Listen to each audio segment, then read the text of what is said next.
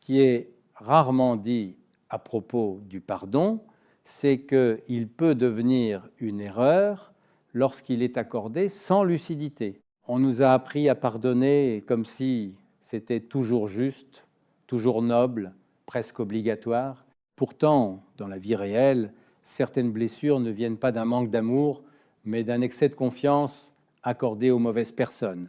Avancer ne signifie pas ouvrir son cœur à tout le monde, mais savoir reconnaître ceux qui respectent cette ouverture et ceux qui l'exploitent sans jamais en assumer les conséquences. Quand une personne te fait souffrir une première fois, il peut y avoir des circonstances, de l'ignorance, parfois même de la maladresse, mais quand cela se répète, il ne s'agit plus d'un accident, il s'agit d'un comportement, et c'est là que beaucoup se trompent.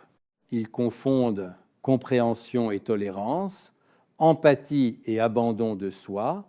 Ils continuent à pardonner en espérant que l'autre changera, alors que rien, absolument rien, ne prouve que ce changement viendra. En réalité, ils s'accrochent à une idée de l'autre qui n'existe que dans leur esprit. Le problème n'est pas le pardon en lui-même, mais la manière dont on l'utilise. Pardonner peut libérer, oui, mais seulement lorsqu'il est accompagné de conscience. Sinon, il devient une permission silencieuse donnée à l'autre de recommencer. Il devient une habitude, un mécanisme presque automatique qui te maintient dans une boucle où la douleur revient toujours sous une forme ou une autre. Et plus cette boucle dure, plus elle devient difficile à briser parce qu'elle finit par ressembler à quelque chose de normal. Il faut comprendre que tu n'es pas responsable du comportement des autres, mais tu es responsable de ce que tu acceptes. Et c'est là que la réflexion devient inconfortable, parce que cela implique de reconnaître que certaines souffrances ne viennent pas uniquement de ce que les autres font, mais aussi de ce que tu continues à tolérer malgré les signes évidents. Ce n'est pas une question de culpabilité, c'est une question de lucidité. Sans cette lucidité, tu restes prisonnier des mêmes situations, des mêmes relations, des mêmes déceptions. Dans beaucoup de cas, la peur de perdre quelqu'un est plus forte que le respect de soi. On préfère rester, pardonner encore une fois, espérer encore un peu, plutôt que d'affronter le vide ou l'inconnu, mais ce choix a un prix, et ce prix, c'est ton énergie, ta paix intérieure, ta capacité à faire confiance à nouveau. À force de pardonner sans limite, tu ne deviens pas plus fort, tu deviens plus vulnérable, tu t'habitues à supporter ce qui ne devrait jamais être acceptable. Il ne s'agit pas de devenir froid, ni de refuser toute forme de pardon.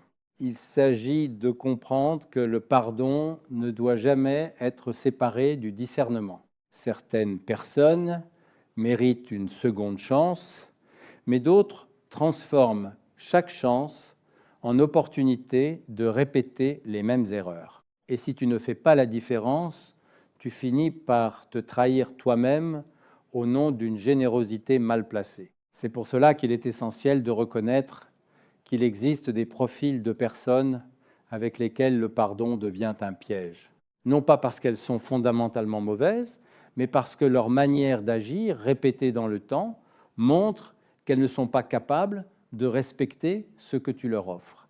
Ignorer cela, c'est se condamner à revivre les mêmes blessures encore et encore, avec l'illusion que cette fois sera différente.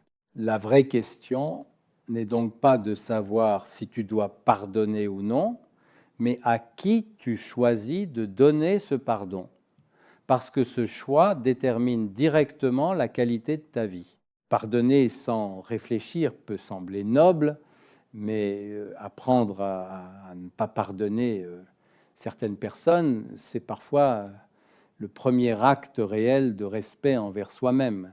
Le premier type de personne qu'il faut apprendre à ne plus pardonner est celui qui ne reconnaît jamais ses torts. Il ne s'agit pas simplement de quelqu'un qui fait une erreur et s'excuse maladroitement, mais de quelqu'un qui refuse systématiquement de voir sa responsabilité, même face à l'évidence. Avec ce type de profil, chaque discussion devient une impasse. Tout est retourné contre toi, chaque reproche est minimisé, Chaque douleur que tu exprimes est relativisée, comme si elle n'avait aucune légitimité. Au début, tu cherches à expliquer, à faire comprendre, à donner des exemples concrets. Tu penses qu'avec suffisamment de clarté, l'autre finira par voir. Mais ce moment n'arrive jamais, non pas parce que tu t'exprimes mal, mais parce que l'autre n'a aucune intention réelle de se remettre en question. Reconnaître une faute impliquerait un effort, une remise en cause, une forme d'humilité que cette personne n'est pas prête à assumer. Alors elle préfère nier, détourner ou te faire douter de ta propre perception. C'est là que le mécanisme devient dangereux. À force d'entendre que tu exagères, que tu interprètes mal, que tu es trop sensible, tu commences à douter de toi-même, tu remets en question tes émotions, ton ressenti, ta mémoire des faits, et sans t'en rendre compte, tu perds progressivement ta capacité à te faire confiance. Ce n'est plus seulement la relation qui devient toxique, c'est ton rapport à toi-même qui se fragilise. Pardonner une personne qui ne reconnaît jamais ses torts revient à entretenir un déséquilibre permanent. Il n'y a plus de responsabilité partagée, plus de dialogue réel, seulement une répétition de situations où tu donnes, tu encaisses, tu comprends, pendant que l'autre continue exactement comme avant. Ce n'est pas du pardon, c'est une abdication silencieuse, une manière de maintenir un lien au prix de ton intégrité. Il faut comprendre que sans reconnaissance, il ne peut pas y avoir de changement durable. Une personne qui ne voit pas le problème n'a aucune raison de modifier son comportement. Elle continuera parce qu'elle pense sincèrement qu'il n'y a rien à corriger. Et chaque pardon que tu offres dans ce contexte ne fait que renforcer cette conviction. Tu deviens malgré toi une validation de ces actes. Cela ne veut pas dire qu'il faut nourrir de la rancune ou du ressentiment. Il s'agit simplement de retirer ton attente. Arrêter d'espérer une prise de conscience qui ne viendra pas. Arrêter de croire que la répétition de la douleur finira par provoquer un déclic. Parfois, la seule forme de lucidité consiste à accepter que certaines personnes ne changeront pas, non pas par incapacité totale, mais parce qu'elles ne le souhaitent pas suffisamment. Refuser de pardonner dans ce cas précis n'est pas une réaction excessive, c'est une décision de clarté. C'est reconnaître que le pardon n'a de sens que lorsqu'il s'inscrit dans un mouvement réciproque où chacun est prêt à voir, comprendre et évoluer. En dehors de cela, il ne reste qu'un cycle qui s'auto-entretient, où la souffrance se répète sans jamais se transformer. Et plus tôt tu comprends cela, plus tôt tu te libères d'un rôle qui ne t'appartient pas. Tu n'es pas là pour réparer les autres, ni pour leur apprendre à reconnaître leurs erreurs. Tu es là pour protéger ce qui, en toi, mérite d'être respecté. Et parfois, cette protection commence par une décision simple, mais difficile à assumer, celle de ne plus pardonner à quelqu'un qui ne s'est jamais réellement excusé. Le deuxième type de personne, avec lequel le pardon devient une illusion dangereuse, est celui qui promet de changer, mais ne change jamais. Au départ, tout semble sincère. Les excuses sont là, parfois même accompagnées de mots forts, de regrets apparents, de gestes qui donnent l'impression d'une réelle prise de conscience. Tu veux y croire, parce que croire te permet de maintenir le lien, d'éviter la rupture, de préserver ce que tu espères encore sauver, mais très vite, un schéma se met en place. La faute se produit, la promesse suit, puis le temps passe et rien ne change réellement. Peut être quelques efforts superficiels, quelques ajustements temporaires, mais au fond, le comportement revient toujours et chaque fois, le même cycle recommence. Tu te dis que cette fois sera différente, que cette fois, l'autre a compris. Mais ce n'est pas une compréhension, c'est une stratégie pour éviter les conséquences. Ce qui rend cette situation particulièrement difficile, c'est l'ambiguïté. Contrairement à celui qui ne reconnaît rien, ici, il y a des signes d'engagement, des paroles qui touchent, des moments où tu crois voir une évolution. Cela entretient l'espoir, et l'espoir est une force puissante. Il te pousse à rester, à patienter, à donner encore une chance, mais cet espoir devient un piège quand il n'est jamais confirmé par des actes concrets et durables. Le problème, encore une fois, n'est pas l'erreur initiale, mais la répétition. Changer ne se prouve pas par des mots, mais par une constance dans le temps. Quelqu'un qui change vraiment n'a pas besoin de promettre sans cesse. Son comportement parle pour lui. À l'inverse, celui qui promet beaucoup sans jamais transformer ses actions finit par utiliser le pardon comme une ressource. Il sait qu'après chaque faute, il y aura une possibilité de revenir, de recommencer, de réinitialiser la relation. Et c'est là que le pardon devient complice malgré lui. En pardonnant systématiquement, tu participes à maintenir ce cycle, tu envoies un message implicite, même si ce n'est pas ton intention, que les conséquences ne sont jamais définitives, que tout peut être réparé par des mots sans véritable transformation.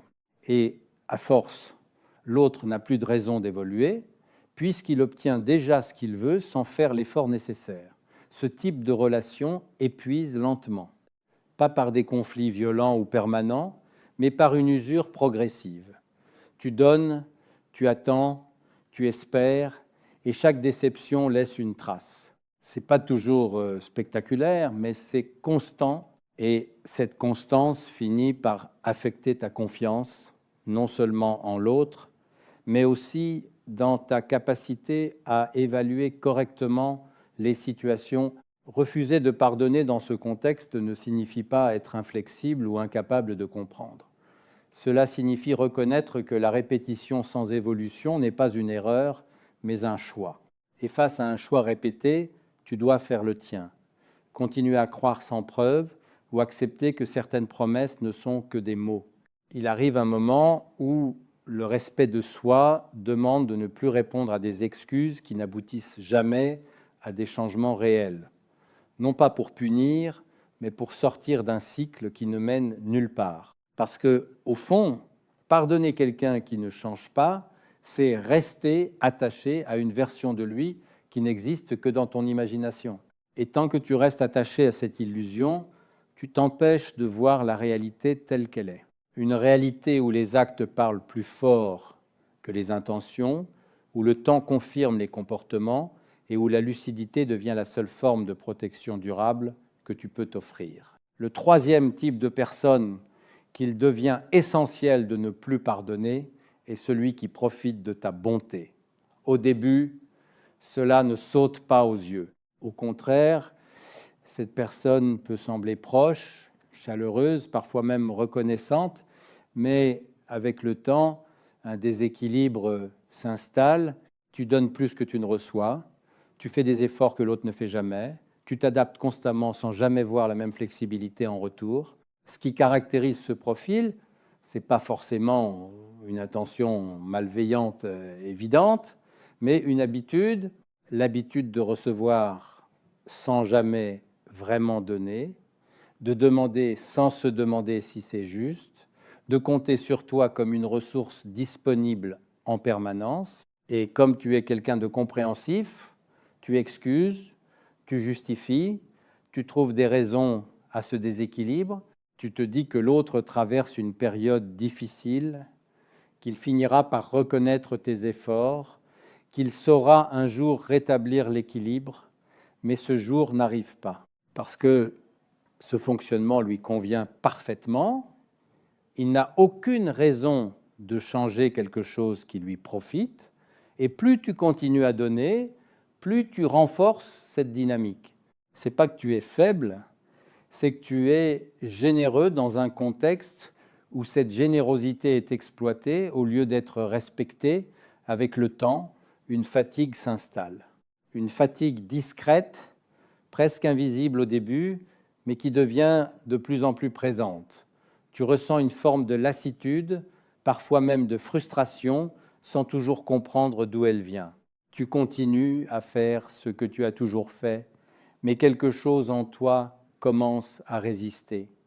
C'est souvent le signe que tu es allé trop loin dans le don sans réciprocité. Pardonner ce type de personne, encore et encore, revient à accepter ce déséquilibre comme une norme, Cela revient à valider l'idée que ton énergie, ton temps, ton attention peuvent être utilisés sans limite. Et à force, tu finis par t'oublier. Tu te places systématiquement après les autres, tu négliges tes propres besoins, tu réduis ton espace pour maintenir une relation qui ne te nourrit plus.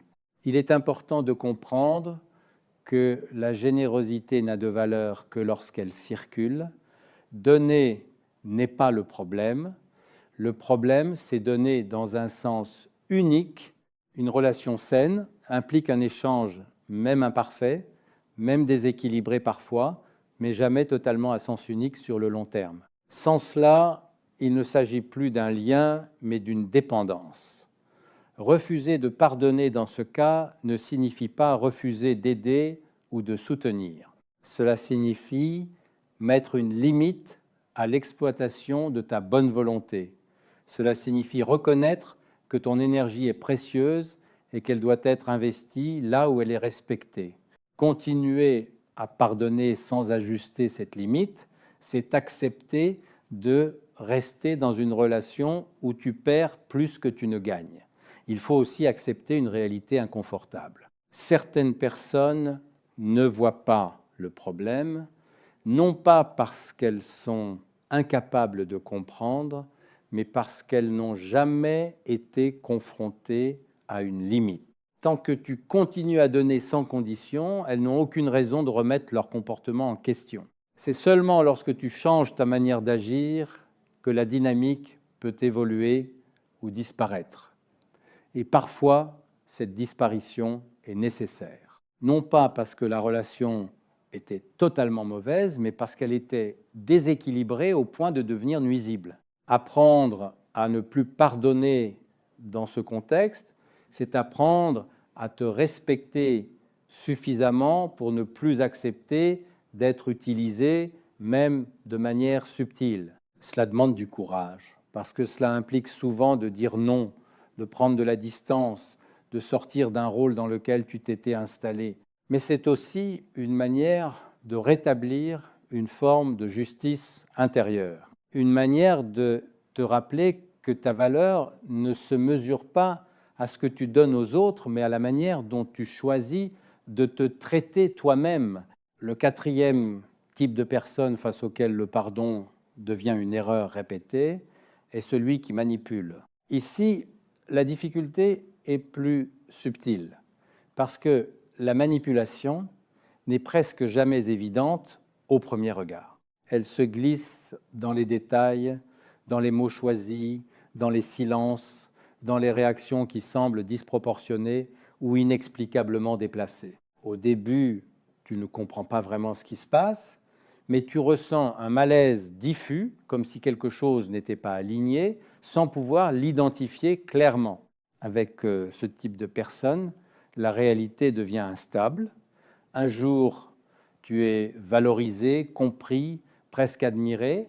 Le lendemain, tu es critiqué, remis en question, ignoré. Ce contraste crée une confusion intérieure qui te pousse à chercher constamment à rétablir l'équilibre. Tu t'adaptes, tu ajustes ton comportement, tu fais attention à ce que tu dis, à ce que tu fais, dans l'espoir de retrouver cette version positive de la relation. Mais cette version n'est jamais stable, elle dépend entièrement de l'intérêt du moment de l'autre.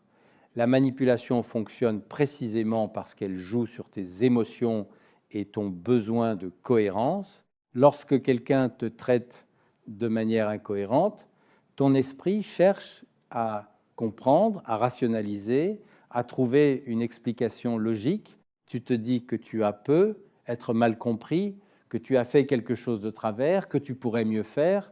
Et c'est là que tu entres dans un cycle où tu cherches des réponses là où il n'y a qu'une stratégie inconsciente ou consciente de contrôle. Pardonner une personne manipulatrice est particulièrement dangereux parce que cela renforce son pouvoir.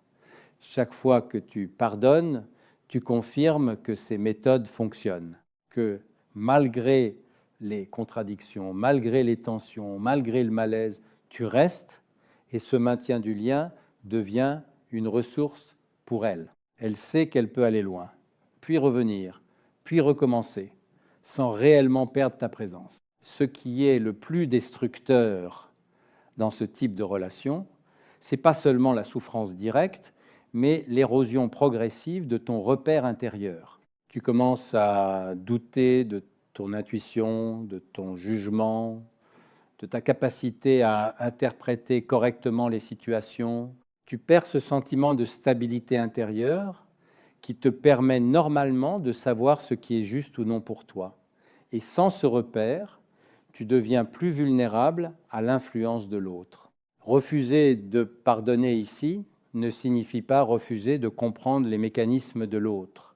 Cela signifie reconnaître que la compréhension ne protège pas contre la manipulation. Tu peux parfaitement voir, analyser, expliquer ce qui se passe et pourtant continuer à être affecté si tu restes dans la relation. La lucidité intellectuelle ne suffit pas, elle doit s'accompagner d'une décision concrète. Il est important de rétablir une chose simple. Une relation saine ne te fait pas douter en permanence de toi-même et elle ne te pousse pas à te remettre en question à chaque interaction, à ajuster constamment ton comportement pour éviter des réactions imprévisibles. Elle peut être complexe, imparfaite, mais elle reste stable dans son respect fondamental. Sans cela, il ne s'agit plus d'une relation, mais d'un terrain instable où tu perds progressivement ton équilibre. Apprendre à ne plus pardonner dans ce contexte, c'est réapprendre à te faire confiance. C'est accepter que ton ressenti a de la valeur, même s'il n'est pas validé par l'autre. C'est reconnaître que certaines dynamiques ne peuvent pas être réparées simplement par la patience ou la compréhension. Elles nécessitent une rupture dans le schéma, une décision claire de ne plus entrer dans ce jeu. Et cette décision, même si elle semble difficile au départ, est souvent celle qui permet de retrouver une forme de clarté. Une clarté où les choses redeviennent simples, où les relations ne sont plus un terrain de confusion, mais un espace de stabilité. Parce qu'au fond, ce que tu cherches, ce n'est pas seulement d'être compris, c'est d'être respecté sans avoir à te perdre dans le processus. Le 5e type de personne qu'il devient nécessaire de ne plus pardonner est celui qui te manque de respect de manière répétée. Ici, il n'est plus question de subtilité ou d'ambiguïté. Le manque de respect peut prendre des formes différentes, parfois évidentes, parfois plus discrètes, mais il laisse toujours une trace. Une remarque déplacée, une attitude condescendante, une absence d'écoute, une manière de te diminuer devant les autres ou de banaliser ce que tu ressens. Au début, tu peux minimiser. Tu te dis que ce n'est pas si grave, que l'autre ne s'en rend pas compte, que c'était une mauvaise journée. Tu cherches des excuses, tu relativises, tu préfères préserver la relation plutôt que de confronter ce qui te dérange. Mais avec le temps, ces petites atteintes s'accumulent. Elles ne disparaissent pas, elles s'additionnent. Et ce qui semblait anodin devient progressivement une habitude installée. Le respect n'est pas un détail dans une relation, c'est sa base. Sans respect, tout le reste devient fragile. Tu peux avoir de l'affection, des souvenirs, des moments agréables, mais si le respect n'est pas présent de manière constante, la relation repose sur quelque chose d'instable et plus tu pardonnes ce manque de respect, plus tu contribues à le normaliser. Tu envoies, encore une fois, un message implicite que certaines limites peuvent être franchies sans conséquence. Ce type de dynamique est particulièrement dangereux parce qu'il agit lentement, il ne détruit pas immédiatement, il use, il a affaibli ton estime de toi, il modifie la manière dont tu te perçois, il t'amène à tolérer des choses que tu n'aurais jamais acceptées auparavant, et un jour, tu réalises que tu es devenu plus silencieux, plus hésitant, moins affirmé. Non pas parce que tu as changé par choix, mais parce que tu t'es adapté à un environnement qui ne te respectait pas. Pardonner encore et encore dans ce contexte ne crée pas de paix, il crée une forme de résignation. Tu finis par accepter une version réduite de toi-même pour maintenir un lien. Tu fais des concessions sur ce que tu es, sur ce que tu ressens, sur ce que tu mérites. Et à long terme, ce n'est pas la relation que tu perds, c'est toi-même. Refuser de pardonner ne signifie pas entrer dans le conflit ou répondre par la dureté. Cela signifie poser une limite claire. Cela signifie dire, intérieurement ou extérieurement, que ce qui est en train de se passer n'est plus acceptable. C'est une manière de rétablir un équilibre, de rappeler que le respect n'est pas négociable, qu'il ne dépend ni des circonstances, ni de l'humeur, ni du contexte. Il est important de comprendre que le respect ne se négocie pas à travers des discussions infinies. Il se manifeste dans les comportements. Quelqu'un qui te respecte n'a pas besoin qu'on lui rappelle constamment les limites, il les perçoit, il les intègre, il les respecte naturellement. À l'inverse, quelqu'un qui les franchit régulièrement montre